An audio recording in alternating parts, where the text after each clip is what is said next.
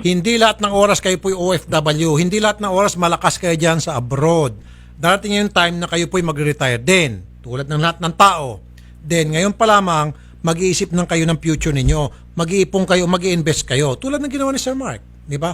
Huwag yung bigay dito sa kanyang manliligaw, bigay doon sa nakilala sa Facebook, bigay rito sa boyfriend, bigay doon kay pamangkin, kay tatay, nanay, kung sino-sino bibigyan, and then, pag uwi ng Pilipinas, tapos na yung kontrata, magugulat na lang, wala ni 5. Kaya mga OFW, ayan ngayon pa lamang, mag-ipon kayo, think of the future, dahil hindi lahat ng oras, nandiyan kayo sa abroad at malakas kayo.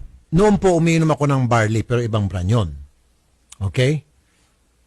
Pero, masyado matamis yung iniinom ko na brand. Tumataas yung sugar ko. Oo nga, lumakas yung katawan ko. Lumakas talaga ako. However, lumalakas din yung blood sugar ko. And I have to stop. Plus, medyo nagpapantal-pantal ako. Hindi ko alam kung anong mix la doon. Pero barley din naman yun. Nagkakaroon ng pantal-pantal. I stop. Inom ko lang ata yun ng mga 1 week. After that, I stop. Tumaas yung blood sugar ko. Dumami yung pantal-pantal ko.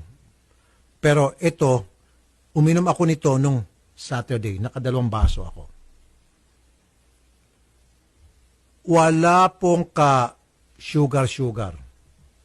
Wala lang, flat. Which is good for me. Pero kung kayo po ay diabetic, good din sa inyo.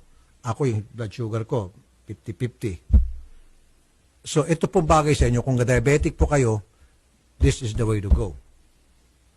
Now, kung kayo po ay sensitive, meron kayong mga food allergies, tulad ko, this is good for you. Ito po, yung amazing